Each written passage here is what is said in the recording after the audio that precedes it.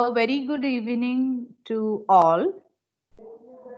I, Dr. Shubhada Deshpande, take this opportunity to welcome Honorable Shri PM Raut sir, the Chairman Vidya Vikas Education Society, the parent body of our college.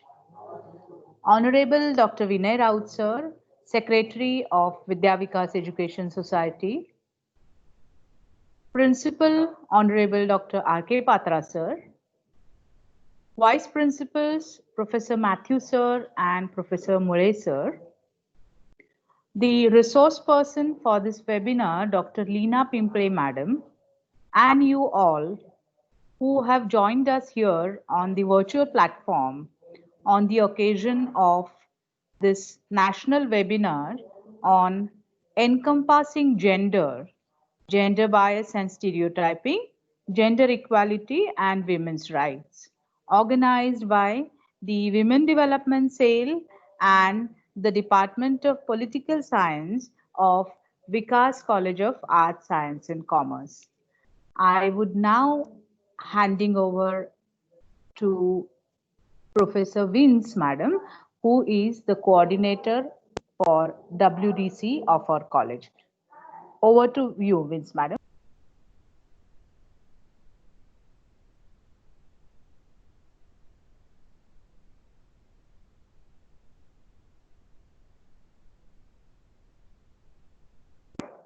Vince, Madam.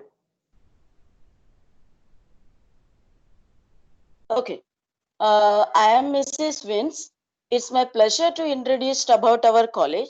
Ladies and gentlemen, Vidya Vikas Education Society, Vikroli, was established by the visionary academicians Honorable Sri P.M. Rao sir and late Mrs. Vidya P. Rao madam, both the recipients of the National Award for Teachers, along with late Dr. W.S. Matkar and late trade union leader Dr. Datta Samant in the year 1962 with an objective of catering to the educational needs of the underprivileged sections of the society in the suburb of Mumbai between Ghatkopar and Mulund. Today, the institution has near about 20 branches offering educational facilities in Mumbai, Thane, and Sindhudurg districts.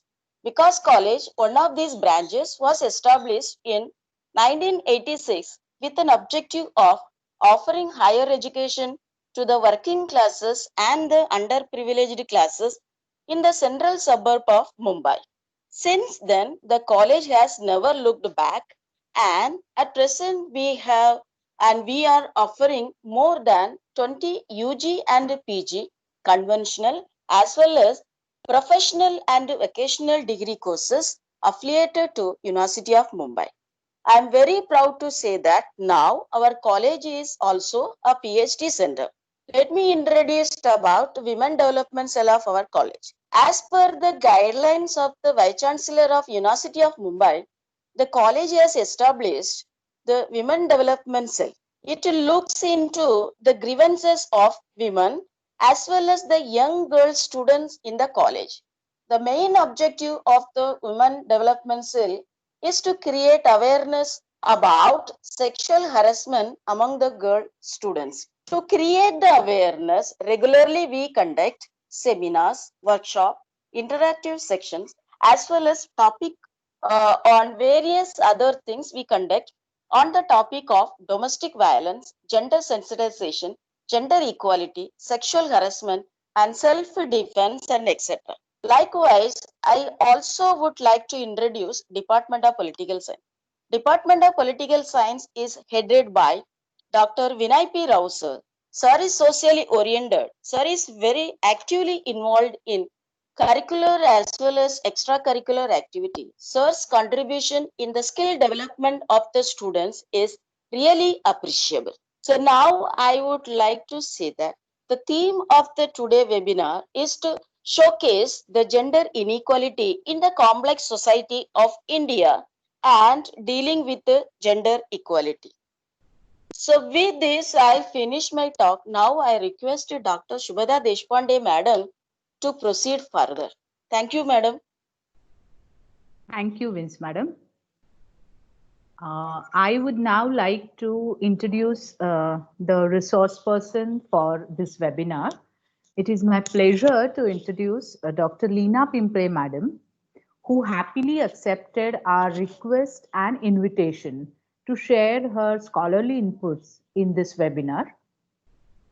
Dr. Leena Pimpre Madam has been awarded PhD by University of Mumbai for her contribution to the field of research in the form of her project titled Government Policies and Women's Development in 20th Century Maharashtra. She has been associated since last 30 years with various organizations active in the area of women's safety and rights, as well as gender equity, gender sensitization, and stereotyping. Madam has actively pursued formation and effective execution of POSH committees and staff training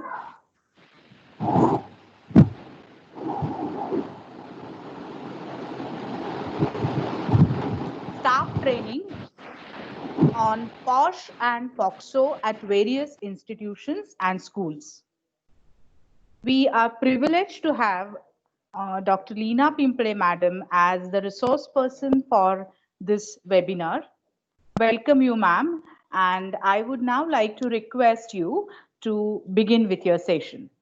Over to Leena, madam. A very good evening to the eminent management members, leaders, and professors of Vikas College, and each and everyone who has joined this webinar today. I thank Vikas College for inviting me as one of the resource persons in their series of webinars. As Shubda ma'am has already explained, the theme for today's webinar is encompassing gender, where we are going to make an effort to look at gender and gender related matters such as gender stereotypes, gender bias, gender based violence, women's rights, from the perspective of understanding what happens and why does it happen, so that we can become change agents of tomorrow. So I will be starting with the presentation that I have prepared for you all right now. While during the presentation, if you have any queries, any questions, we have the conversation option, the chat box. You can put the questions in the chat box, and it will be great. I'll be happy to address the queries at the end of the session. May I share the screen now, Shubda ma'am? Yes, madam. Yes.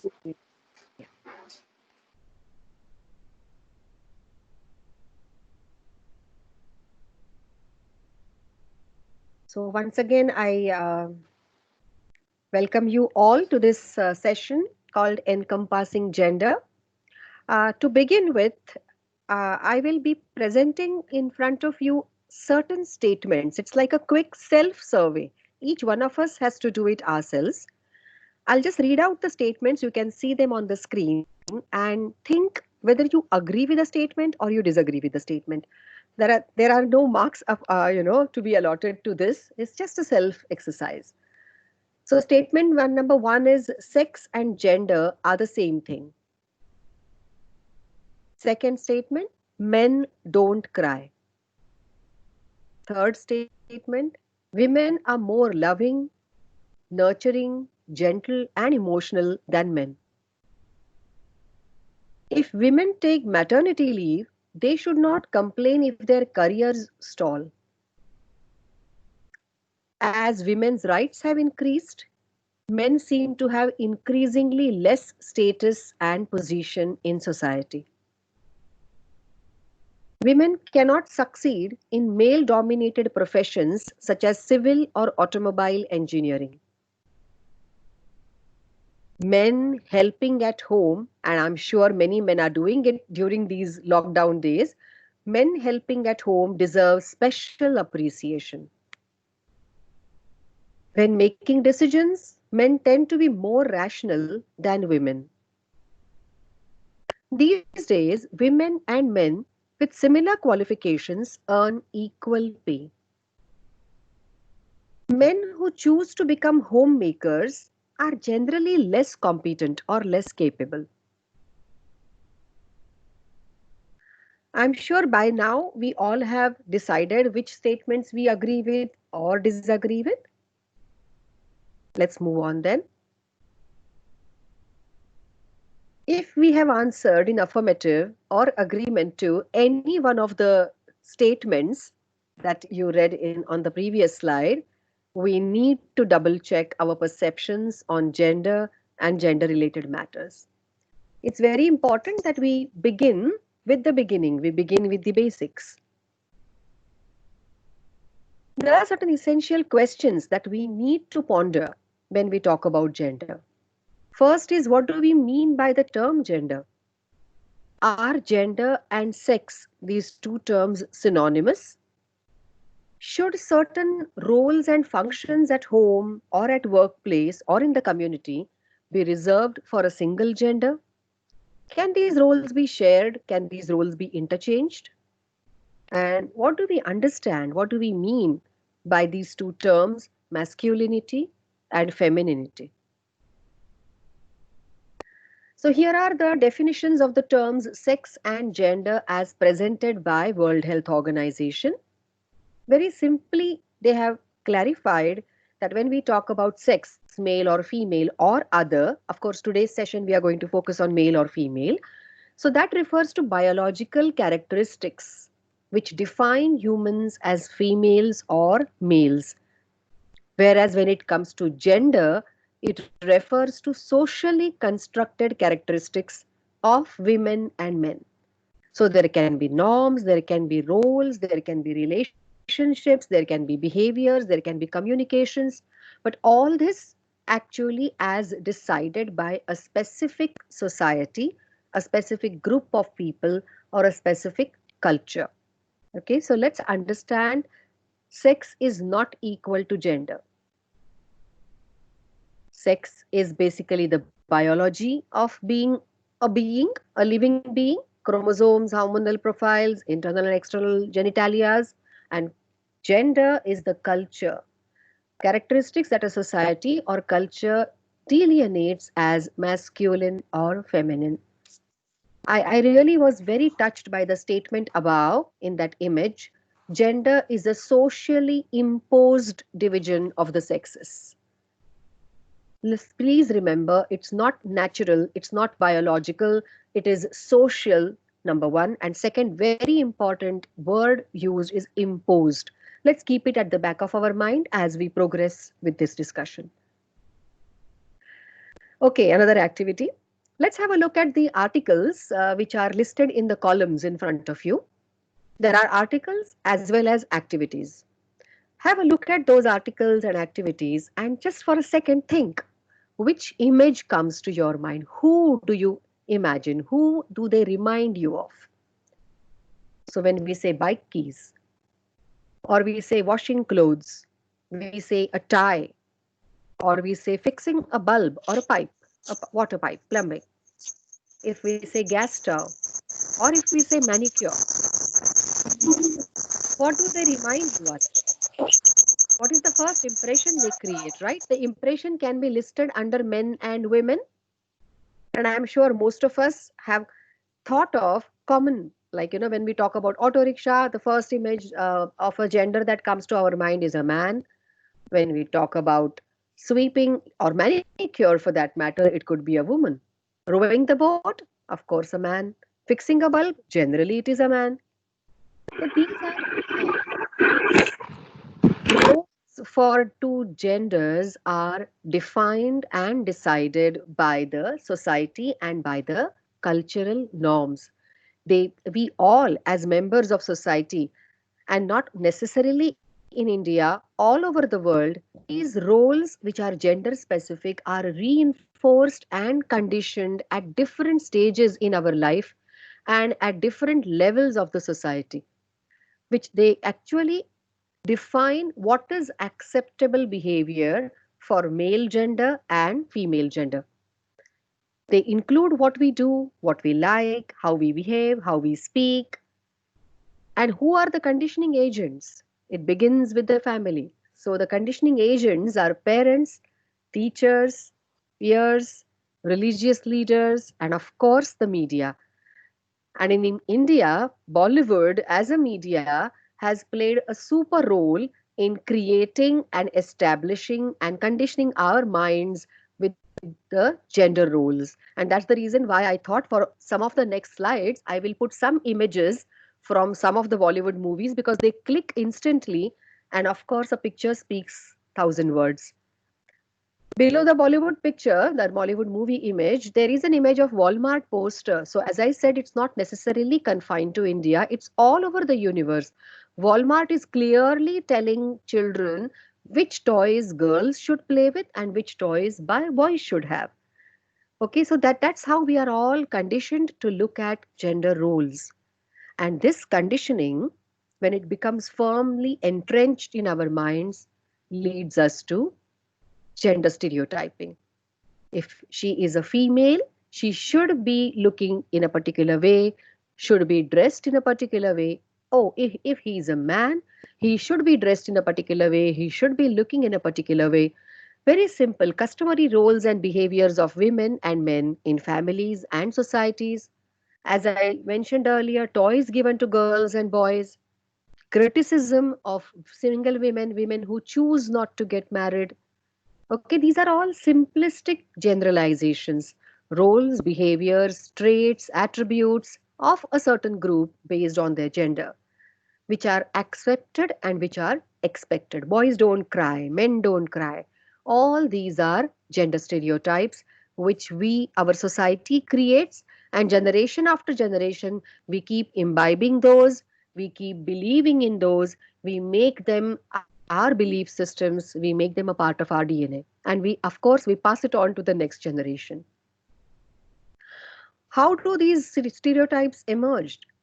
These stereotypes have emerged through certain roles which were given to or assigned to a specific gender by the society again.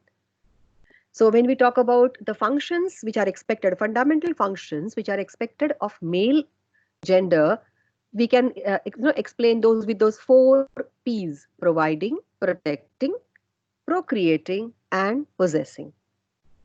When it comes to female gender, the fundamental functions are nurturing, submitting, procreating, of course, sacrificing. So procreation is the fundamental function, of course, for a male or female. Otherwise, the race, whether it is a human race or any other living being, the race won't move forward. However, male is always expected to provide for the female or the family. And the female is supposed to nurture what is provided, nurture the family with the goods and services brought by the male. Male is supposed to be protective. He is supposed to protect because he is supposed to be strong. And naturally, the female has to be always then submissive. It's the male who has control or who is having that possession over the resources, over the wealth, over the inheritance, over the name. And the female is expected to give in and give up. Give up the name when she gets married. No right over the property in many, communities and cultures. So basically, that has created the idea that anything that is rugged, anything that is rough, anything that is aggressive, anything that is dominant should be done by the male.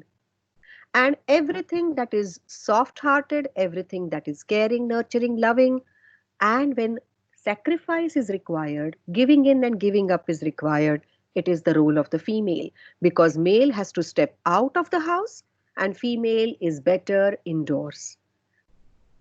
Let's take a pause for a second and let's watch this YouTube video. It's an exercise done by some teachers of a kindergarten.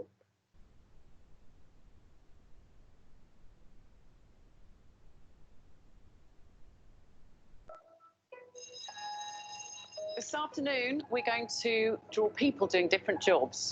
And the first job we're going to draw is a firefighter. Have a think in your head what a firefighter looks like. What's your firefighter called? Mine's called Firefighter Gary. Firefighter Staff. Firefighter Simon. He's big and strong. He's got a big helmet on. That's brilliant, isn't it? Next, we're going to draw a surgeon. Have you thought of a name for your surgeon? Jim Bob. Jim Bob. He's a brain surgeon. I think he's He gives you medicine. That's his ambulance. Okay, next we're going to draw a fighter pilot. This is his jet plane. He rescues people. He likes to do stunts in the air and stuff. Okay, now who would like to meet these people for real?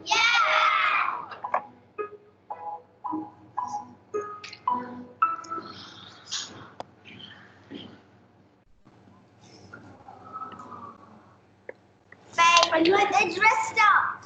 My name's Tamsin and I'm a surgeon in the NHS. My name's Lauren and I'm a pilot in the Royal Air Force. My name's Lucy. I'm a firefighter in the London Fire Brigade. So who wants to know how to do an operation? Who's putting them on? Try Everyone's my on. stethoscope. We put this in here. There you go. Now you're a proper fighter pilot. Set into your ears. Can you hear that? Yeah. It's really good. Much better, yeah, it's much better than the kids' one.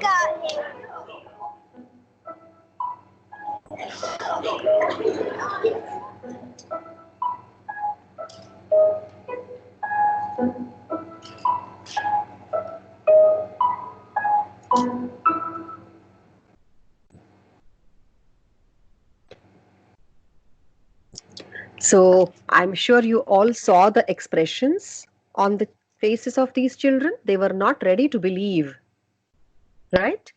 The children were not ready to believe what's happening. This is what happens because the way we conceptualize a male and the way we conceptualize a female when it comes to the roles they perform or functions they perform, we have those set conditioned mindset. Even a 5-year-old child, it is difficult for the child to accept that a fighter plane pilot could be a female or a firefighter could be a female. And this conditioning about the roles played by male and the fundamental functions and of the male and female ultimately leads to gender bias. And what happens then? Those who are providers, those who are protectors get more importance, get always a precedence over those who are supposed to be indoor and have supposed to do only the nurturing functions. Okay. So it's that preference or prejudice. I'm sure all of you have watched the movie Chak De, how the girls hockey team always gets underplayed in front of the boys hockey team. And again, it's not just in India. You just saw the video where it shows that the children are not ready to accept it, right? Sorry, you are simply not the right man for the job. So when there was a statement in that survey, self-survey, about equal qualifications, equal pay. Now, this is gender pay gap report, which is right in front of you, which shows that universally, payment to male as against female, and this is 2020, we are talking about year 2020, is $1 to $0.8. Okay, women earn 0.8 for every dollar a man makes. There is a disparity despite qualifications. A few years ago, I'm sure you remember, there was a controversy, big controversy in the tennis world, where the female tennis players had protested against being underpaid as compared to the male tennis players. There are certain countries where women are not allowed to drive a vehicle. Women are expected to wear certain clothing. There are countries, and we don't need to go any further, very much in our country, families choose to invest in sons' education over daughters.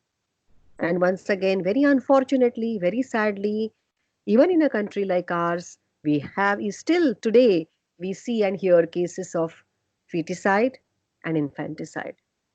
So gender bias is very, very prevalent all over the world. Women constantly become victims of gender bias, and that's because nothing is less or wrong with them biologically or naturally, but something is wrong with the society and the culture which has created this kind of a bias and this kind of an imbalance. There is this, I'm going to show a few slides which are extracted from an exercise done by UNICEF, which was about how this gender bias or gender discrimination against women runs through the entire life cycle of a woman, starting from zero, which is conception age. Just now we spoke about female feticide. So, using technology to choose the gender, the sex of the child, and have a preference of one sex over the other, the son preference, traditional son preference. Then, how the girl should appear, deciding how the girl should appear.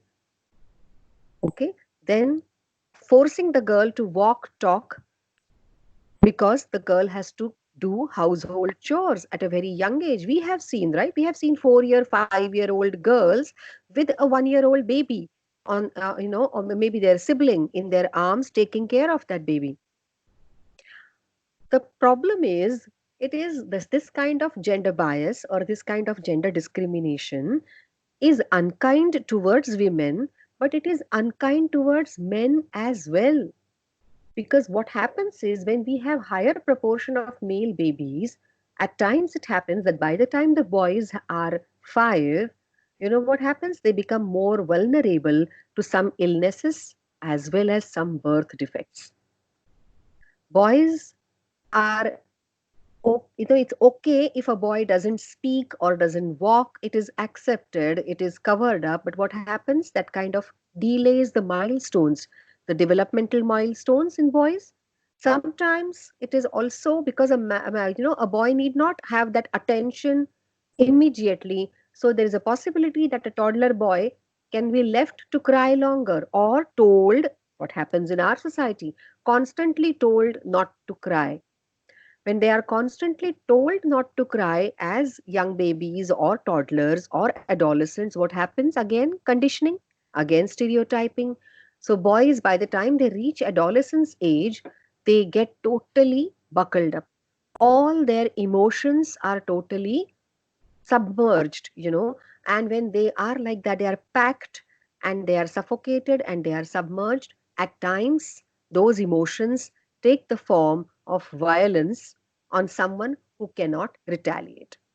So, again, biologically, naturally, the other gender can retaliate, but has been conditioned to be submissive, has been conditioned to be dormant, has been conditioned to receive at all the time.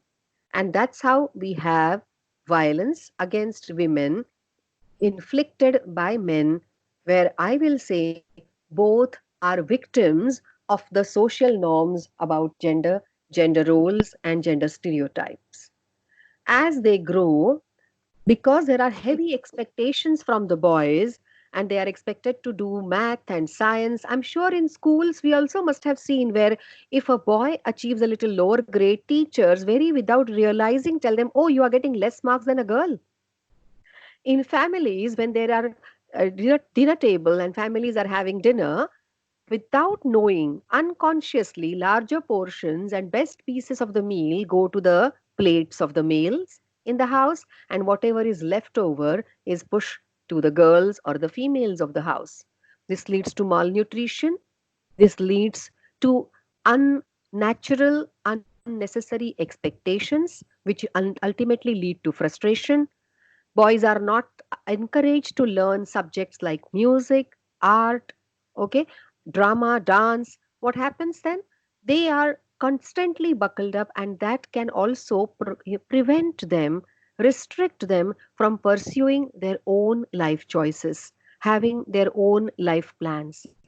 Basically, the study, the Commonwealth of Learning, which was a study about men in life cycle discrimination, gender analysis, it clearly states that both women and men are victims of gender bias, because too much burden is put on the men's shoulder as providers and protectors, and too much of restrictions and domination happens in case of females, women, because they are always supposed to be submissive, demure, and dormant.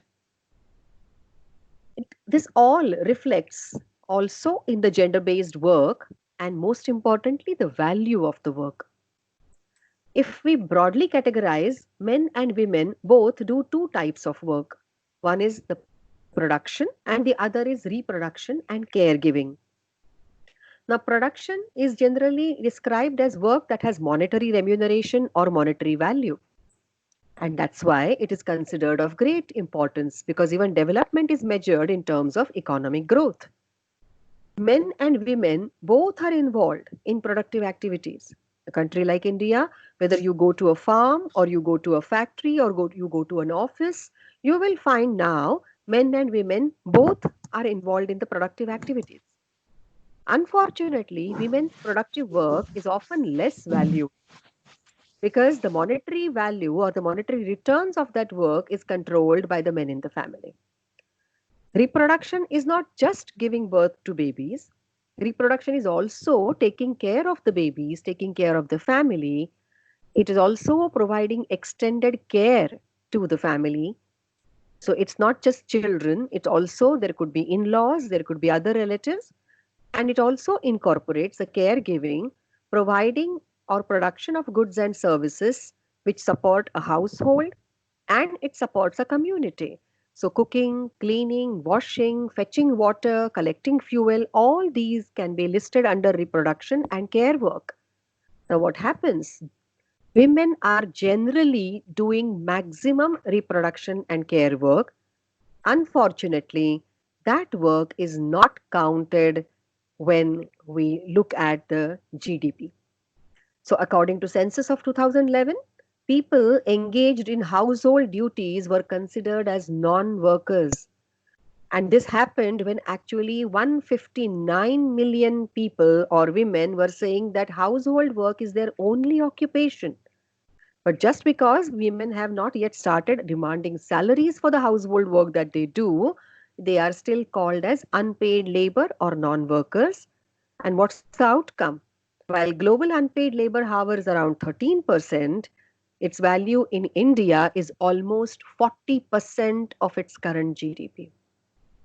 So even the work-wise, the work that brings money to the family is given importance than the work that nurtures the family, that sustains the family. And of course, as a result, what happens? We have a very strong, a very dominant and over-encompassing concept of patriarchy.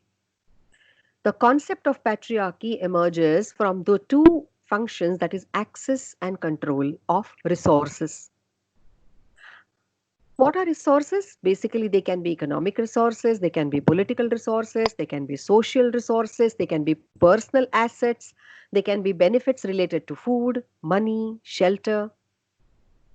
Access is basically right or opportunity to use the resources at one's free will or as per one's requirement and to enjoy the benefits of those resources. And control is the ability to decide how resources or benefits will be used. And when we look around, what do we see? The access to and control over the most valuable resources in a community rests with the men, rests with the male gender. It's a social system, patriarchy. It's a social system where the men or the boys are considered to be superior and more powerful than girls and women. And society designs roles, society prescribes roles and functions and behavior and a number of norms and rules which are suitable, let me again underline, not necessarily to the men, but suitable to the society, palatable to the society, to the culture, okay, not created by biology. So having all the power concentrated in the hand of one gender, male gender, which is supposed to play the role of protection and provision, is always suitable for the society than having it in the hand of the women or the female gender. And thus build our concepts of masculinity and femininity, where those who are living indoors or those who are going out but have to come back to cook for the family and leave home only after making tea and breakfast and packing tiffins are supposed to be soft-hearted, supposed to be dormant. They don't have any autonomy, any control even over their body, over their mobility. They can't make life choices as per their own wishes and aspirations.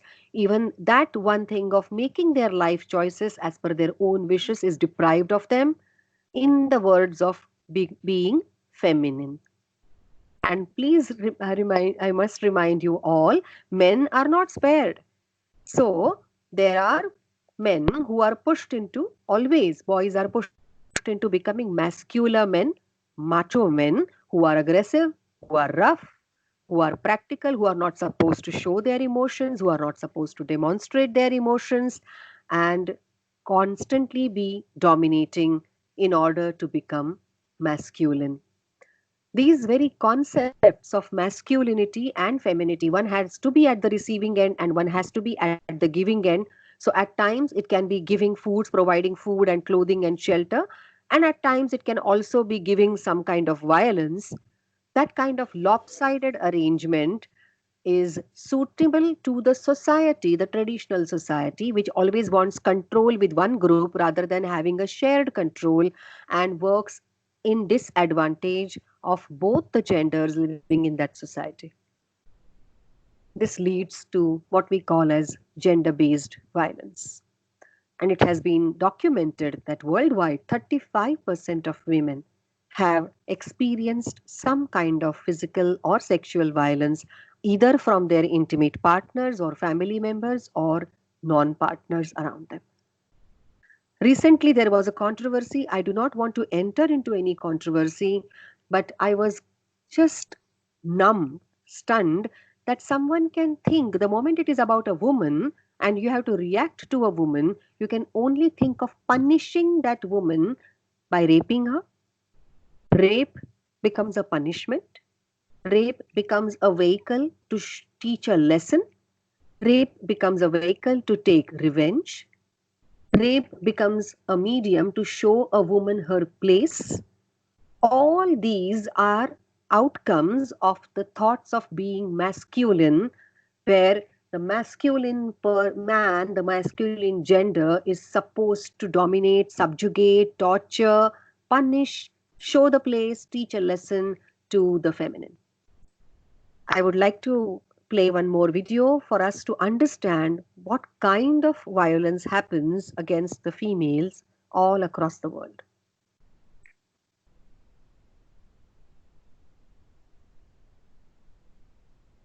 What is gender-based violence?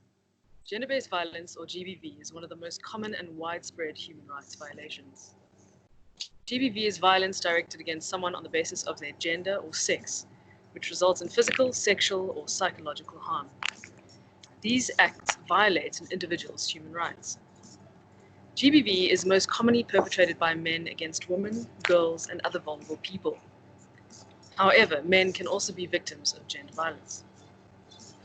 Who are the perpetrators? Non-partner violence is violence inflicted by someone you do not know well, like strangers, acquaintances, or colleagues. However, violence is generally perpetrated by someone you are close to. This is known as interpersonal violence, which is perpetrated by either a friend or a family member. Intimate partner violence is perpetrated by someone you are in an intimate partner relationship with, a lover, spouse, or an ex-partner. What are the different types of violence? Physical violence is the intentional use of physical force or threats of violence. From a pinch to a punch, any act or threat of violence is damaging, whether the damage can be seen or not. Sexual violence is forcing, intimidating, or even tricking someone to engage in any sexual act against their will. Any sexual act with someone who is unable to understand what they're doing, or is unable to consent because of their age, an illness, disability, or the influence of alcohol or other drugs is sexual violence. Forcing a lover or spouse to engage in sexual acts is a form of sexual violence, either called marital rape or intimate partner rape. Sexual harassment is also a form of sexual violence that can either be verbal or physical. It occurs in private and public spaces, such as schools, workplaces, in the streets, and on public transport. Economic violence involves denying a person access to their money, economic activity, or other basic needs by either controlling their finances or stopping them from achieving financial independence. All these forms of violence may lead to emotional and physical trauma. Emotional violence can also include verbal abuse, humiliation, and controlling what a person can and cannot do. Emotional and economic violence are as equally damaging and disempowering as sexual and physical violence. These types of violence are often misunderstood or ignored by people, even those we turn to for help, like the police, the courts, and other support structures. No matter who you are, where you live, or who is inflicting it, GBV is never acceptable.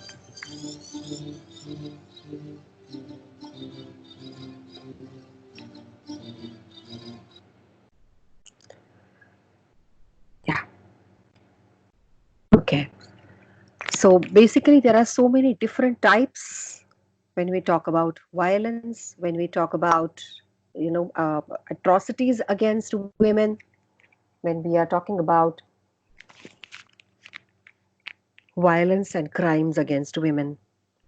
It's so daunting that right from denying the simple right to take birth, to be born, selection of the sex when the baby is in the womb of the mother, right from that till the end of the life cycle, the kind of violence women undergo, the kind of violence women face.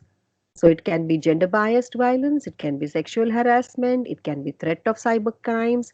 And the sites of violence could be any. It could be their own family, it could be their own mother's womb, it could be educational institutions, it could be workplaces, it could be any community setup. And what happens as an outcome? Maximum restrictions are again inflicted on woman to protect her. So you want to protect yourself from being raped? Okay, then you have to wear these types of clothes.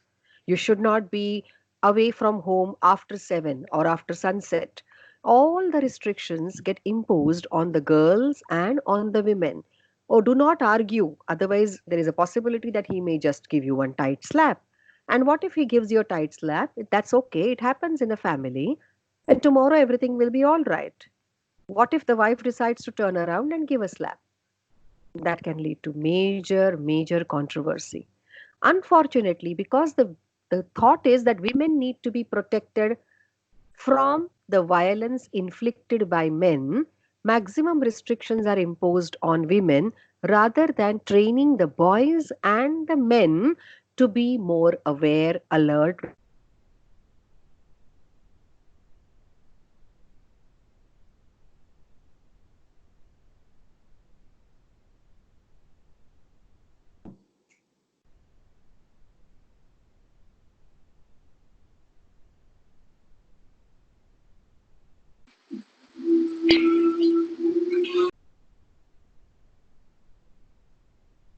Hello. I think Leena ma'am, you are muted. Please unmute yourself.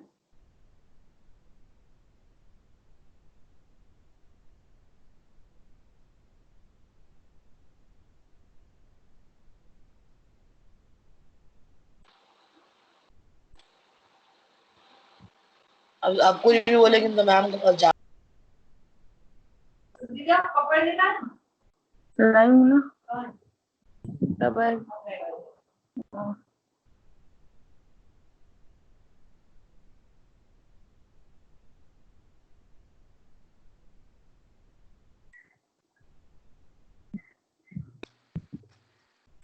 सब technical problem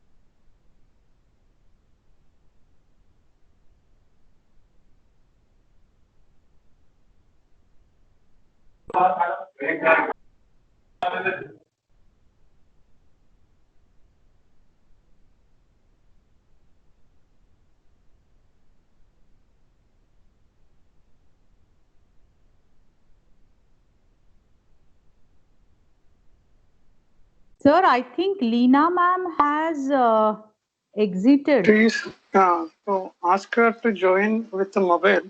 We will present. We will run the PPT. Just contact madam.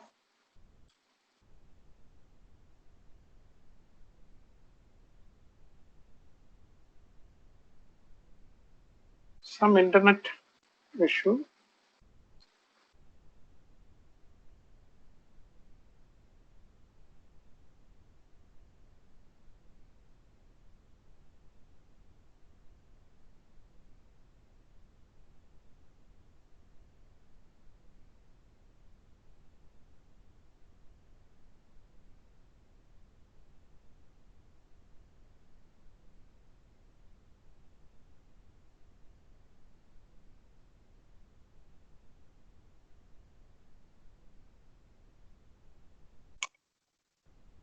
Participants, please remain in the platform.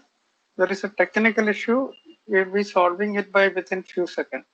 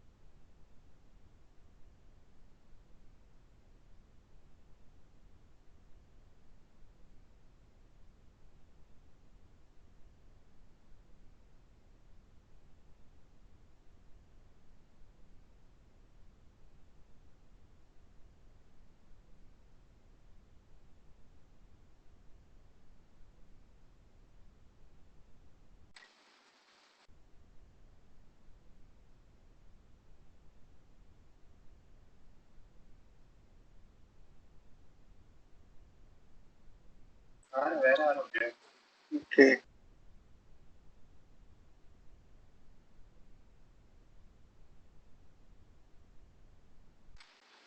Jayashree madam, please mute your camera.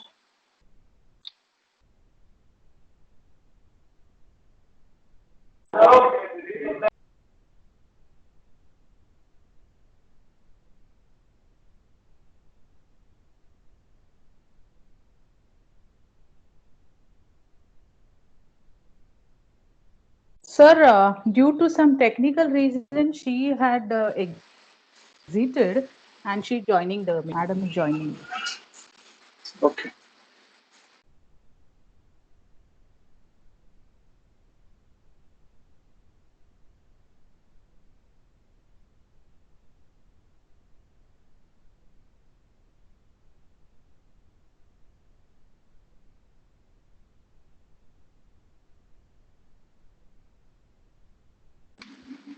Dr. P. Mahadeveshwarya, please mute your video. Okay, madam is back. Thank you. Yeah, good evening and very sorry for the some technical glitch. Let me start sharing the screen once again. I think, sir, I'm not getting the option to share my screen.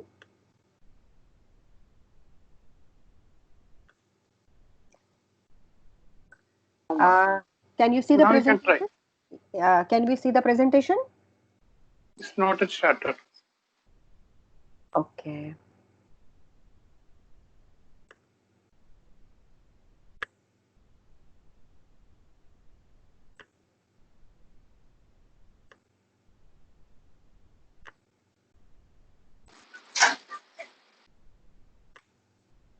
Is it visible now? Yes, madam. Yeah. You can make it full screen. Yeah, fine. So let's move forward. Yeah. So today, as on today, we are all facing the major pandemic, and the pandemic has caused extremely difficult situations about women. It has increased the violence and the crimes against women by multifold. There are surveys made and there are reports presented to the UN Women as well as to World Health Organization, which are giving alarming pictures of increasing reports of intimate partner violence, whether it is in China in February, in the Hubei province, or whether it is UK in April. And I'm sure all of us, even on our TV sets and in our news, must have read and seen numerous cases of marital rapes, domestic violence, and crimes against women increasing during the COVID-19 pandemic situation. Both UN Women and World Health Organization have taken a serious note of this. They are saying that limited gains in gender equality and women's rights made over the decades are in danger of being rolled back due to the COVID-19 pandemic. So task forces have been formed because of the rising cases. Rapid and targeted response efforts have been initiated. All these efforts are focused on 5 major areas. One is reducing gender-based violence, social protection and economic stimulus package to women, support to women because they are the main caregivers. They are at the receiving end of the domestic violence. At the same time, they are always in the forefront when it comes to caregiving. So women and girls, they are expected to participate and lead. They are provided with opportunities to lead the response to COVID-19. Data and coordination mechanisms are in place.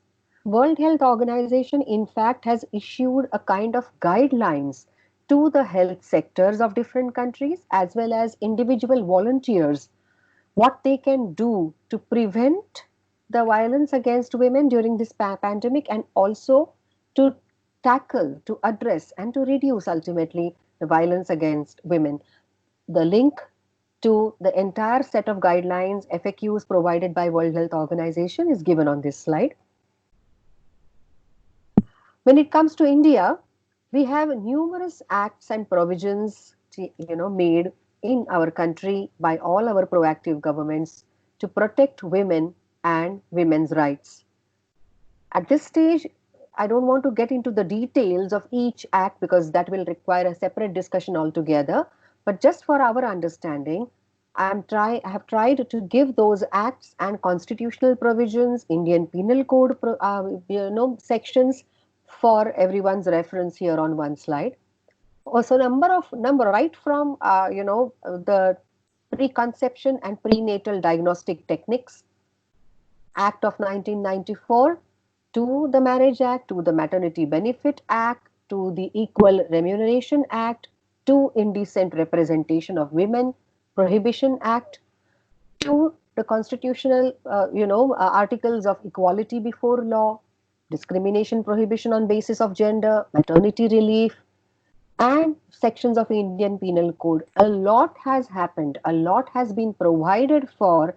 The question is, how many men and women are aware of all these provisions, of all these acts, and how many women actually show the courage to come forward and report and to come forward and avail of these provisions to safeguard themselves or maybe their daughters or their daughters-in-law. So this brings us to gender equality. We saw the global picture, we saw what is happening in India. We discussed about gender biases, gender stereotypes, gender-based violence, gender-based discrimination.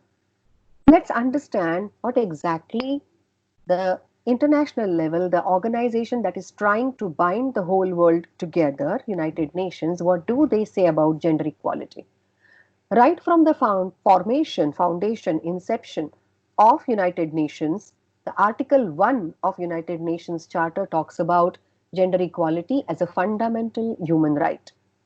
It talks about respect for human rights and for fundamental freedom for all without distinction as to race, sex, language, or religion. With the UN Sustainable Development Goal, the SDGs, gender equality is goal 5 of the SDG, which focuses on achieving gender equality and empowering all women and girls.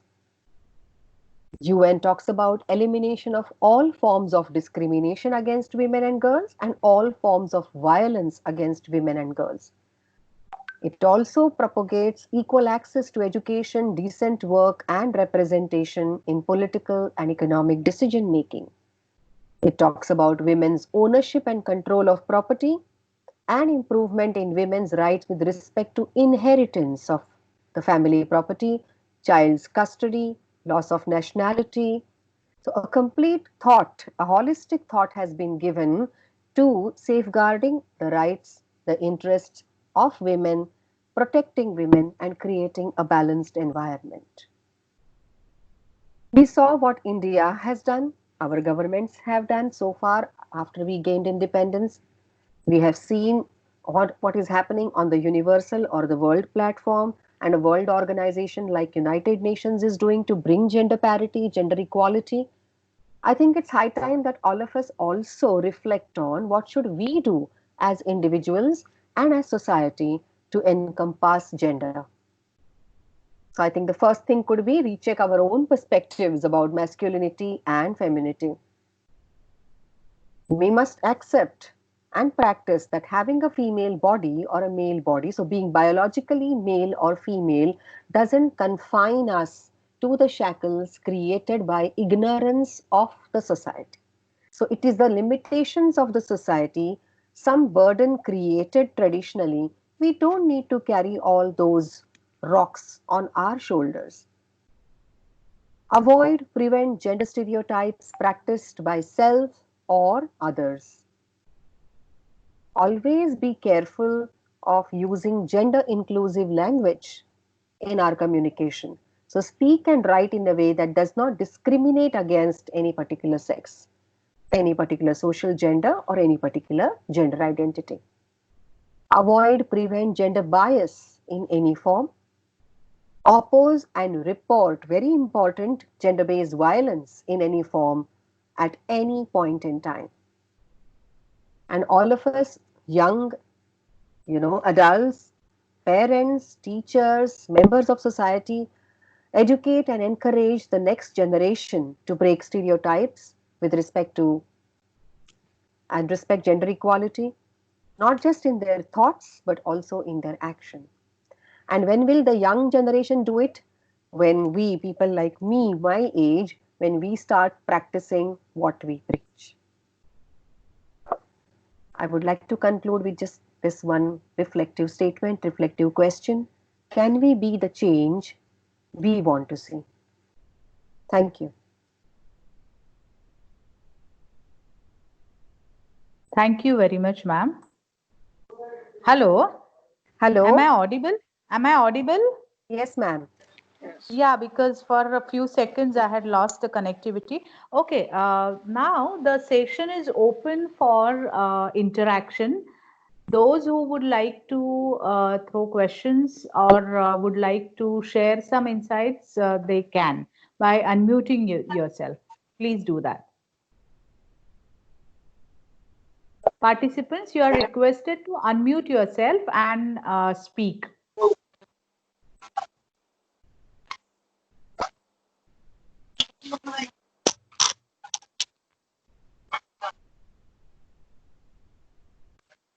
Madam, some questions in chat box also. Yeah, ma'am, I have a question. Hello. Yeah. Yes. Yes. This is Dr. Vandana Munjal. Yeah, I have a question. Women are today working in every sector and hence shouldering the dual responsibilities of homemakers and efficient earners. And why are they still unable to earn respect for themselves, either from society or from their own families? Is Domestic Violence Act or other arrangements enough? Absolutely, ma'am. I completely take your point, because acts and provisions are there only, at a legal level, unless and until we change the mindsets. That's more important, I help. think. Yes, Yeah. so we need to change our mindsets, ma'am. And we have to start from ourselves. So when we are the earning members as well as homemaking, we need to establish our position in the family. Right. I have one more question. Doesn't a working woman provide and then make a space for man to nurture? How can this conditioning of mind be changed? So as I said on that second last slide, that we need to see it's a social conditioning, ma'am. It's a cultural conditioning, where the woman, as in the first slide where we had those survey questions, one question, there were two questions, that men who chose to be homemakers are less competent or less capable. That also statement has emerged because of our preconditioned notions of masculinity. There was one more statement, some of the men may not like it, that those men who are helping at home in these days, they need special appreciation, special recognition. For actually, a man who is doing household chores is doing household chores, not helping his wife. Somewhere we need to remove these kind of words, which bring kind of being grateful that a man is supposed to be outside, but he's at home and doing some work, so he's helping me. These are life skills which are required for men and women equally. So that kind of realization, awareness is required, ma'am. Social awareness is required. But I think it's very sharing, hard. yeah, sharing can be the better word than using the word helping. Helping, yes, absolutely, absolutely. So when we talk to our children, we need to be a little conscious of, and we have to be very, very aware and make them aware when they make certain choices or when they do certain tasks. It's about conditioning of the mind. So we have been conditioned for eons of years. We have to start reconditioning, learning, unlearning, and relearning. So we have to start the phase of unlearning and relearning with the young ones. When a woman goes out of the home and earns, she never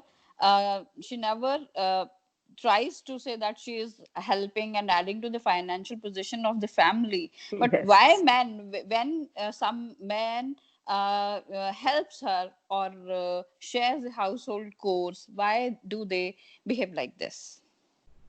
This is again it's very complicated, I think, and it is really very hard to change the mindset of the society, because I know the charity begins at home, and women is not in a position to begin this change from her own family. I don't think this is that simple. No, it's not simple. It's very complicated. Yeah, very complicated. Thousands of years of conditioning. But like as we say, unless and until we take the first step, it's not ever going to happen. And I always believe that even men are victims of all these shackles. They also are victims. Yes. So but the ratio is there is a big gap in the ratio. No, when I say victims, I'm saying being dominant, being the provider, being the protector. These are also being always masculine and strong. These are also shackles, ma'am. They kill a person's individuality and life choices. So gender equality is not about women are better than men. Gender equality is about both of them have to live together, coexist, and respect each other. That is where the entire balance can be achieved. I know it will not happen tomorrow, but I'm hopeful. Yeah, everybody is hopeful. Actually, change is happening in our society, and in metros we can see the change that men don't hesitate to share the responsibilities of household chores and the things like this. But in small towns, in villages, this thing is not at all happening. Yes, ma'am. Yes, ma'am. It's very true. Thank you so much, ma'am. Thank you. Good evening, ma'am. Good evening. I'm Mrs. Lata Kulkarni from Vikas Junior College. Madam, don't you think for this gender inequality that we have, somewhere we women are also a little responsible, because we listen of so much of problems between mother-in-law and daughter-in-law, which we don't listen between the father-in-law and the son-in-law, or the other way, Absolutely. So I think we women must learn to respect a woman and understand our sentiments and feelings. Yes, absolutely. Ma'am, I'm sure this could be your experience also. As I was narrating that as a child, I have seen my mother giving the best part of the meal to my father. He didn't demand. He never demanded. But she was giving. She was feeling good about it. Even today, so many women take pride in saying that if I am not at home, my husband can't even make a cup of tea. By saying that, what are we doing exactly? We are actually, consolidating the conditioning, consolidating the stereotypes and the bias. So yes, the change has to begin with us and from us. Yes. Good evening, ma'am. Ma'am, my question is, what is your take on J.K. Rowling's stand on women's space with reference to the ongoing transgender movement? Whether the so-called TERFs these days are right in being structured, because you talked about the difference between sex and gender. So talking about the bathroom space, the private space given allotted to women, should be based on sex or gender, and trans people, like trans women, should be included, or they shouldn't be included? Or I mean, I just want to know your opinion on this, your valuable opinion. Thank you. Thank you so much for the question. To be very honest, I would not be in a position to share an opinion because it depends on the societal norm. But I think what I was happy about that there are at least provisions made, for them to use, and they are not forced. There was a video which actually I wanted to show, but it's a YouTube video. You can just check it later. Maybe you can just type the link. It shows about the situation of those who are deprived from using either of the washroom. Since we are talking about the washrooms, washroom is just a small example. Basically, we have denied existence. Yes. We have denied their existence in the society. We do not want to refer to them. We use very derogatory terms when we refer to them. It all again talks about, so we are also victims of a certain mindset. We are also victims of a certain conditioning which is not ready to include. So when I said gender inclusive language, the one of the things that we can do, so it's that language is about not just speaking and writing, actually gender inclusive language even in our behavior, how we behave, how we carry ourselves, and how we accept others around us. It needs to be more inclusive. Thank you, ma'am.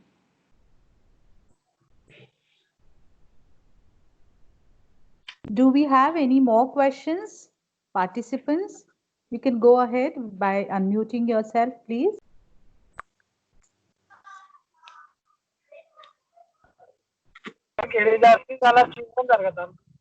Hello. Hello. Yes, Aditi madam, please go ahead. Yeah. Hello.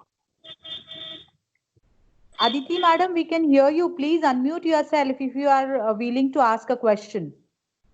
Hello. Yes, ma'am. I'm Jayashree from Amalner. Hello, Jayashree ma'am. Hi, ma'am. I have one question. It is, you may call a doubt a little bit. I am a social worker and lecturer also. I have received some domestic violence cases during the lockdown period. And there is a huge amount of domestic violence. So can you define this? Hello.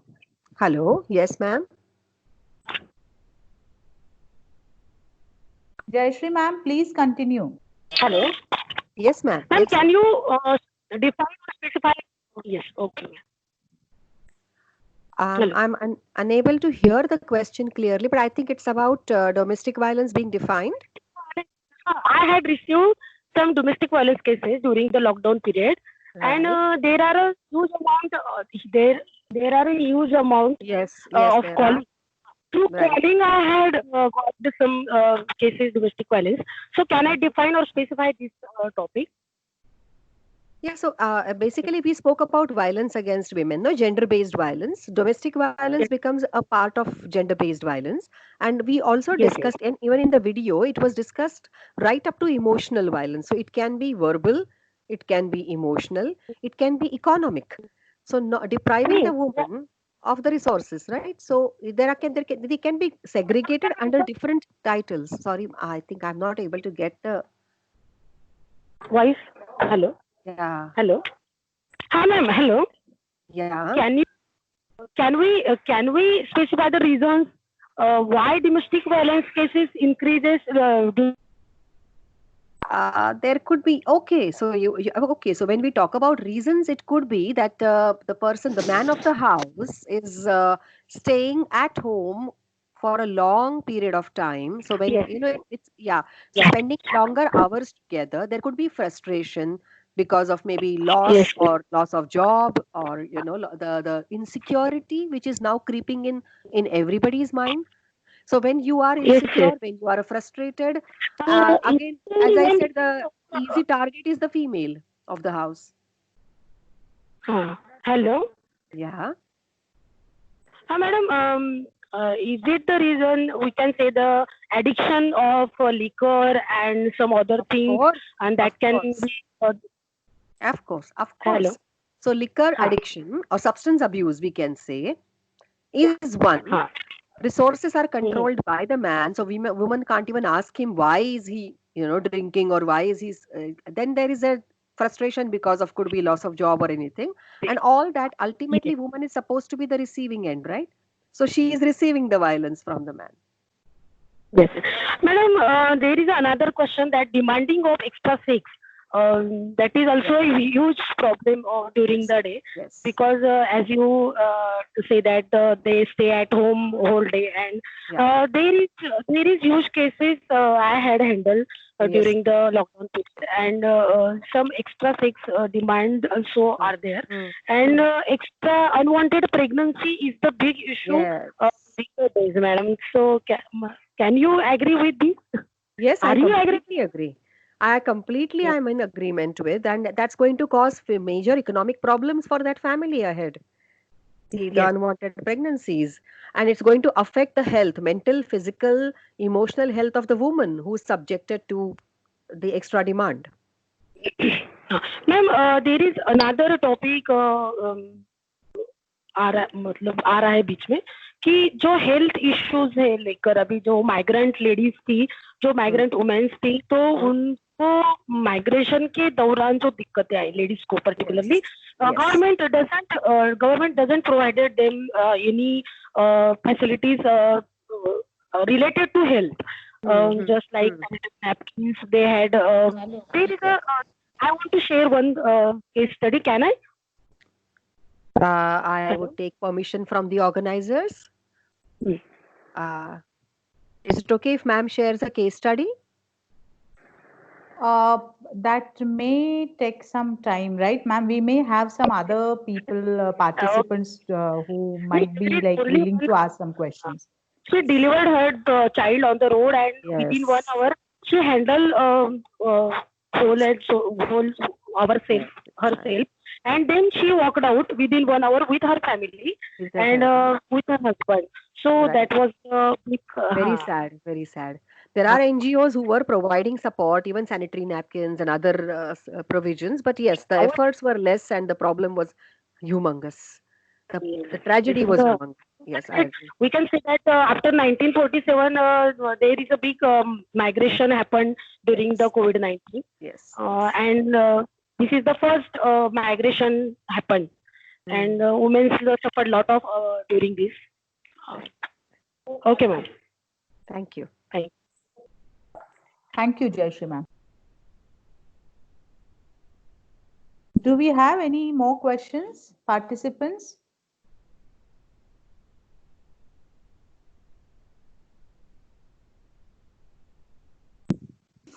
If we don't have questions, should we move ahead? Hello.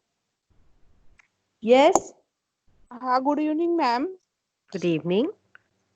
My question is, which things do need to prevent domestic violence during this lockdown period, ma'am? Every woman has to be very, very strong. I understand it's a very simple statement to make, but tough decision and action to be. But the woman has to protest, and the woman has to report, and the woman has to actually, prevent, basically stop that person. And most importantly, I would say it's again the society, we as the neighbors. If something is happening next door, we need to go and knock at the door. We can't just close our hearts, minds, and doors to whatever is happening, as it is the neighbor's personal problem. It is not personal. If it is a violence against any member of the family, it's a societal problem. Okay, ma'am.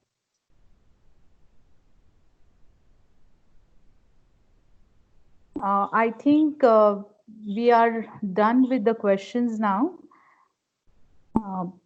I would now request Anita Madhu madam to extend a vote of thanks, as we are close to Excuse me, ma'am. Excuse yes, me, madam. Before Yes. that, I would like to recite a few lines. Would you allow me? Yeah, sure. Yes, Yeah. sure. Actually, these lines are from my teacher, and I was so impressed when he spoke these lines. He said once, "Na ब्याहियो मुझे ब्राह्मण संग, मैं खुद ही सरस्वती हूँ. ना ब्याहियो मुझे क्षत्रिय संग, मैं खुद ही दुर्गा हूँ. ना ब्याहियो मुझे वैश्य संग, मैं खुद ही लक्ष्मी हूँ. ब्याहियो तो लोहार संग, जो मेरी जंजीरों को तोड़ सके और मैं जी सकूं." Thank you. Wonderful, wonderful. Wonderful. Yeah. Beautiful. Thank you, ma'am. I now request Anita Madam to extend a vote of thanks. Anita Madam.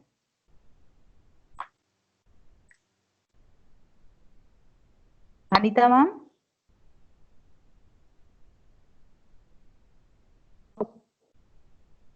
Professor Anita Madhu Madam.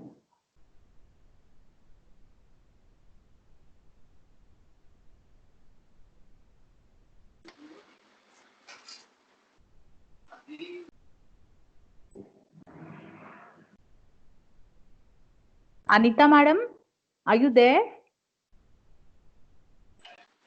Madam is there. I think her mic is not working. Okay. She's facing some problem. We'll wait for some seconds. Yeah.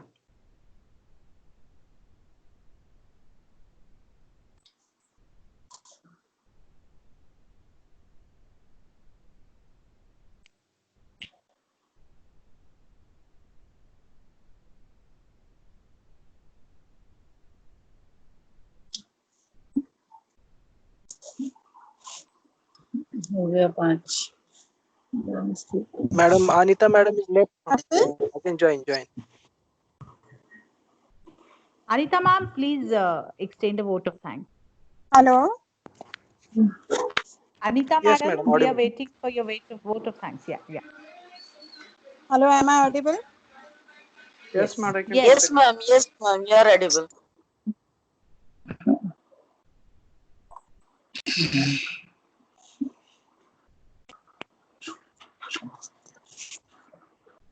Hello. Yes, Anita Madam, we can hear you. Okay, thank you, madam. A very good evening to one and all. As we are coming to end of this national webinar on encompassing gender bias and stereotyping, gender equality and women's rights. It's my privilege to propose vote of thanks to all those who have helped making this webinar a resounding success. On the behalf of Human Development Cell and Political Science Department, I extend a very hearty thanks to Chairman of Vidya Vikas Education Society, Sri P.M. Rao sir, for his moral support and encouragement. I also thank Secretary of Vidya Vikas Education Society, Sri Vinay P. Rao sir, for his valuable support. I would like to express heartfelt thanks to our eminent speaker, Dr. Leena Pimple Madam, for making this webinar a very meaningful, thought-provoking, eye-opening session with your excellent slide presentation. I thank our principal, Dr. R.K. Patra sir, for his continuous motivation and guidance. I also thank our vice principal, Shri Shaji Matthew sir and Shri Vinayak Mule sir for their encouragement and support. I also thank to all the participants who have been here throughout this webinar. Last but not the least, I thank all the technical arrangement staff who have been the backbone of this session. Thank you all. Thank you very much. Thank you, Anita Madam. Yeah. Participants, the feedback form has been shared. The link for feedback form has been shared in the chat box. If you are not able to locate the chat box, if you are attending this webinar from a mobile phone, a smartphone, at the top where the title webinar on encompassing gender is there, you can see, you will be able to see a button there, red colored button. So please click there. You will go to the chat box. In the chat box, a link is shared for feedback form. So please click that link and fill up the feedback form and submit it. Once you submit the feedback form, a certificate will be mailed to your mail account. But for that purpose, you need to fill up all the details of your name, affiliating college and university, as well as the other details like email ID, as you want it to be there. Because otherwise there may be a problem in the certificate and it would be really difficult for us then to handle it.